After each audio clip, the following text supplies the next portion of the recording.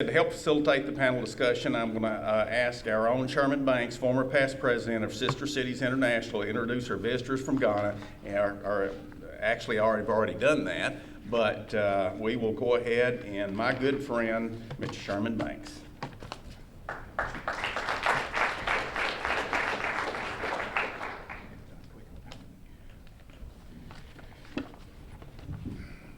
It's still morning, so good morning.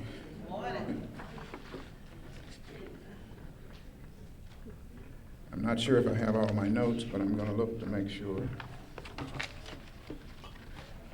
Ken gave us some speaking notes, but I don't know if I have them. Anyway, as he said, I don't know if everyone knows who I am, but I'm Sherman Banks, and I've been involved with the League now, I guess, 10 years. I am past president of Sister Cities International, and I've been doing the consulting aspect to bring Sister Cities to Arkansas and through the Municipal League. But last year, Mayor Ellenbaum and Mayor Brown and I went to Ghana to sign an agreement, which is the MOU between the National Association of Local Government Authorities of Ghana and the Volta region and the Arkansas Municipal League. And representing the NILAG as the acronym for that organization is Paulina Adinira. She's the mayor of Pandu.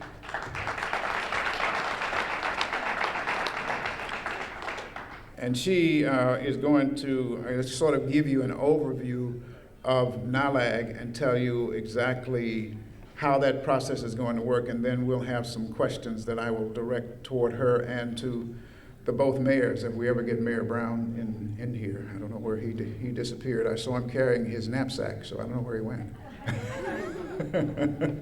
Anyway, Paulina, you want to come and sort of talk a little bit about NILAG, and then we will then do some questions and answers.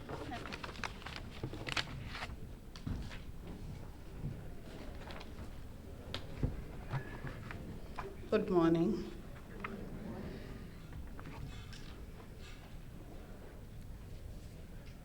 The National Association of Local Authorities of Ghana, with the acronym NALAG,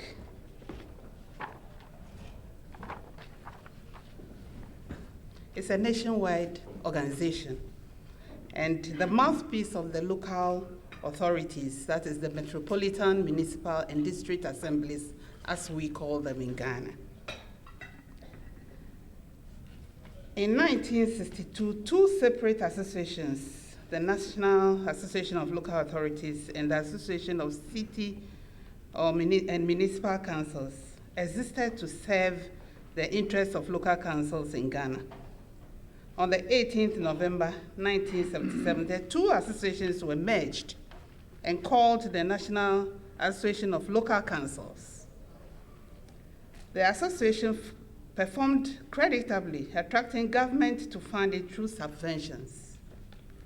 Following the restructuring of the system of local government in the country in 1988, and in tune with the international designation of local government, NALCO became NALAG. NALAG continued to receive government subvention until 1998, when the association voluntarily decided to opt out of that system in order to give it the independence and autonomy to play its role more effectively.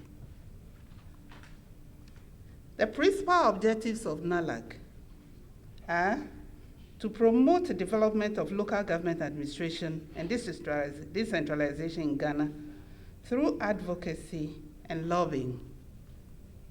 It's also to protect the rights, privileges, and interests of all member district assemblies as may be affected by existing and future legislation or government policies. It's also to assist in maintaining a high standard of local governance service delivery.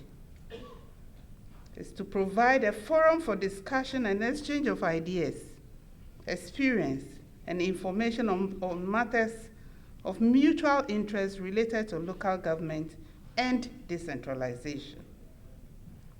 is to cooperate with other bodies and agencies, both national and international, with identical objectives for promotion of effective and efficient government service delivery. NALAC is also to do all such lawful things as are incidental and conducive to the attainment of the above objectives of the association.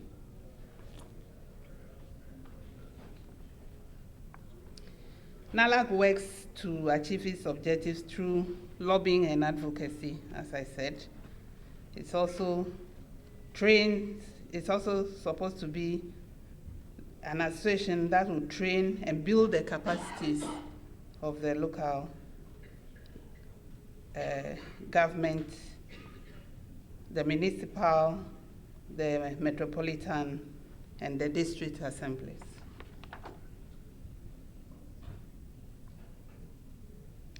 NALAG, as we call it, is the equivalent of the Arkansas Municipal League, as it is here, and comprises 216 districts, as we refer to. Thank you.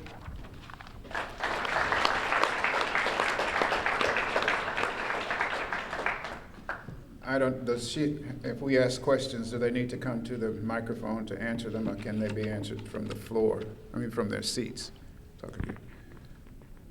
Cameramen, can they answer the questions from their seat, or do they have to come to the microphone? They have to come to the microphone to be heard. To be heard, okay. Well, this question is for Paulina. Among the many services that the Arkansas Municipal League performs for the cities of Arkansas is training and lobbying, does NALAG perform those types of services for the cities of Ghana? And if so, how is that done and through what source?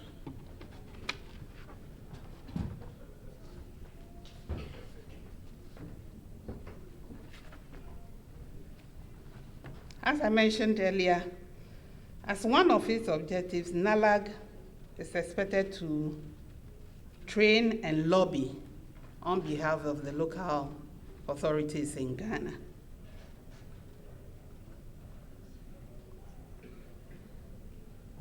But the actual implementation of this role of NALAG has become a bit of a problem, because there exist parallel governmental institutions which are designated to perform especially the role of training the local authorities in Ghana. We have the ministry, which is the Ministry for Local Government, and as part of its arm, we have the Local Government Service, which is responsible for training, recruitment, and overseeing everything that has to do with the metropolitan, the municipal, and the district assemblies. It is in this light that we think that our collaboration with the AML will provide an opportunity for NALAG to shadow how this is being done in AML for the various municipalities and districts, in order to find out how we can implement this type of system without conflicting the role that the governmental institutions have been established to play. That's why we really place a very high premium on the establishment of this relationship.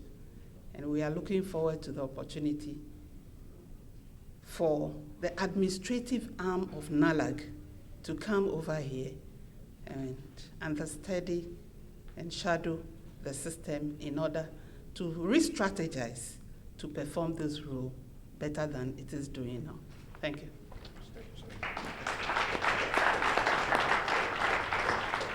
This next question is also for her. Here in the United States and in Arkansas, mayors are elected and council members are elected representing the defined areas of their cities. can you explain to the audience how your local government is structured in Ghana? Thank you very much, Chairman. In Ghana, mayors are appointed by the president. The process of recruiting mayors is open. Anybody at all who finds himself qualified can apply for the position. But I will say here that it's somehow partisan, because you must belong to the ruling party to become a mayor, to be able to champion government policy. And that is why you find that every mayor in Ghana belongs to the ruling party. In my case, in my district, 12 of us applied. And we have various levels. You go through the interview in your state and then to the national level. After passing through the national level, if you are selected, you are nominated to the district assembly. And then the members of the General Assembly at the district level either confirm or reject you. And now I would like to say here that you must come from the district to become a mayor in that district. You are expected to be confirmed by 2/3 of the House. If you are rejected, you have another opportunity, a second opportunity to be nominated. If you are rejected again, another person is nominated. The General Assembly itself is non-partisan. Anybody at all in the community can stand for elections in the various electoral areas within the community. In my community, we have 19 electoral areas. So we have 19 elected assembly members, elected on non-partisan basis. The 19 form 70% of the total number of the General Assembly. The other 30% are government appointees. They are appointed directly to the assembly by the ruling government. Again, it has become partisan. But then they look out for people who are capable and have the technical know-how to constitute the 30%. That will add on to the 70% elected members for the General Assembly. Thank you.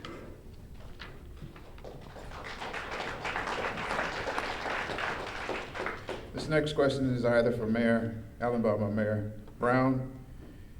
Just can you give, or both of you give your opinion of what you experienced during your visit there in October in the various meetings you had with the local officials there?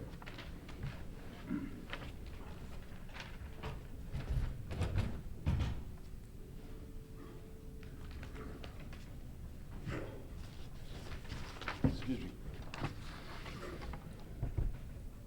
On our trip there, the officials that we met with were very receptive of our thoughts and our ideas. I didn't feel like they felt threatened by our presence. I think the officials were very cordial, friendly, and always willing to assist us in any way possible. They were eager to learn how we did things here in the United States or here in Arkansas. And I think that by working together, we can come up with a common bond, a common trend to make their government work, help them structure their government better. They're receptive, I feel like they're receptive to the idea of our democracy and our way of electing our officials.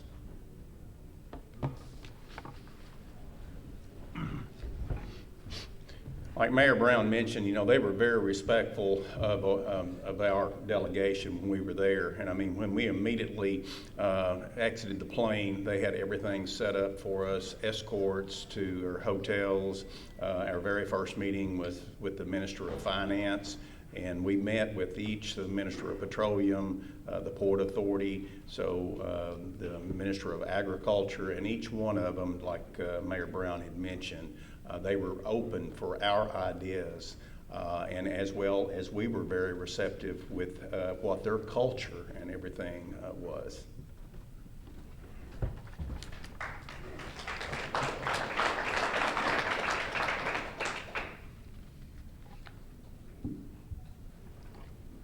Paulina, this next question is for you. In an effort to provide local government training and education for city officials, the Arkansas Municipal League hosts training classes. How does NILAG promote the training and development of local government in your area?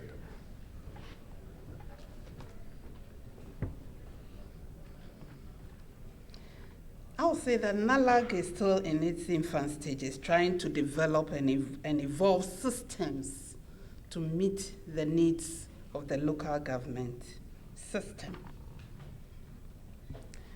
And I think the purpose of developing this relationship with AML is to further this process of building the capacity of NILAG to perform this role more effectively than it is doing now. At the moment, no training classes are held for the local government officials.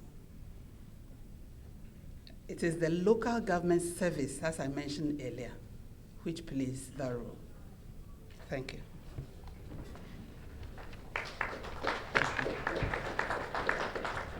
This question is for the mayors. In what area or ways do you think that the Arkansas Municipal League can benefit from relations with Ghana and NILAG? I think there's definitely a connection there that their delegation, ours, could connect. Just like you said, from the educational classes that the Arkansas Municipal League and how they model, also the networking with our mayors and our councilmen. There's so many different talents that we can share ideas, and I'm talking everything from probably from engineering to farming. Individuals who are in the Delta could share. I know we have mayors from those areas that could be very beneficial, to both entities.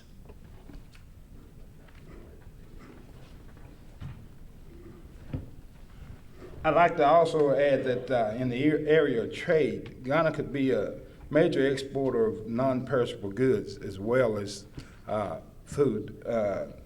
Ghana has one of the largest ports in the world, and they are in friendly water, and ships come into friendly water as they come into the port of Ghana. They have a large presence there in that region. Ships don't have to be worried about pirates in that region, and so they feel comfortable there. So with that being said, they have a good chance of being one of the most highly traded. Their ports could be one of the most highly traded ports in the world.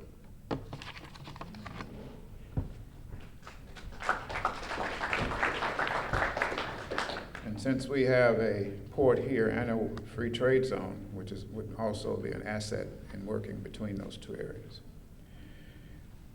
Paulina, are you ready to get up again? Okay. In our memorandum of agreement, we state that we will strive to collaboratively develop joint training. How can, in your thoughts, the Arkansas Municipal League assist NILAG in training of municipal officers? Thank you, Chairman. I think that the AML administration arm will need to reach out to NILAG administration arm. to explain to them and allow them to study the system over here and how AML has been able to do this, to perform this function successfully. In this case, NALAG will then go back home and put in the required structures in order to be able to perform this role effectively. Thank you.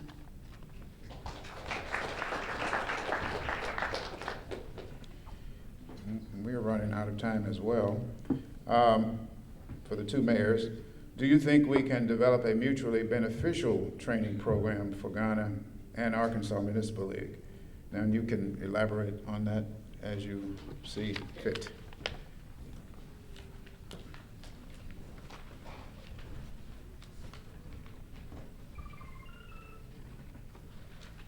Yes, I think we can develop a mutually beneficial training program, and that I'm a strong believer in government officials being servants to the public. And in adopting those, if they chose to adopt those ideas, I think they would be more receptive to their people. I think that the Ghanaians suffer from the same problem that we suffer from here in the United States, to a degree that we feel disconnected from our local officials sometimes.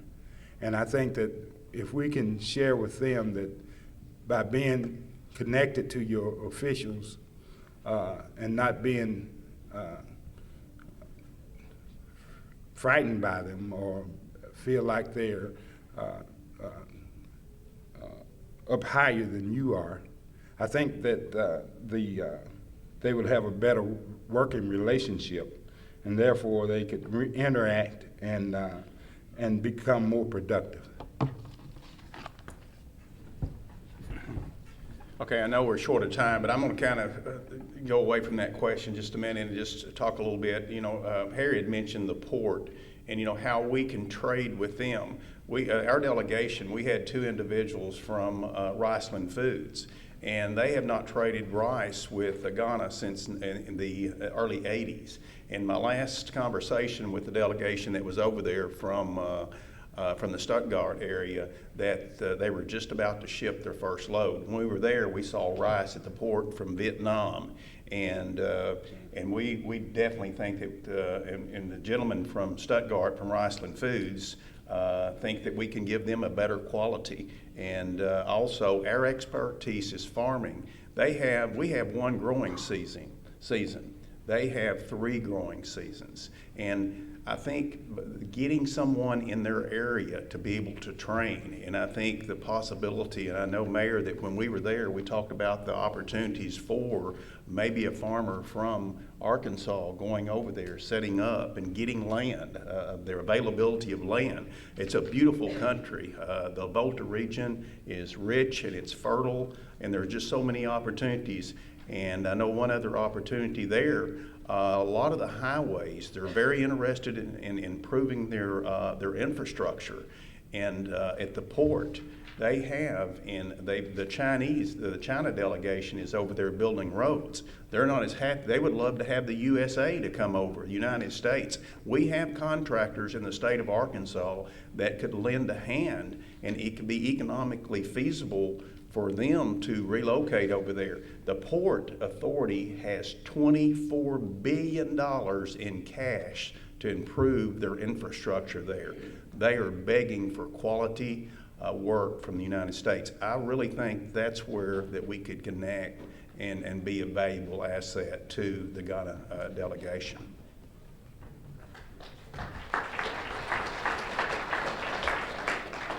We're going to wrap it up here, but I also want to follow up on the mayor's comments about trade and relations with other businesses.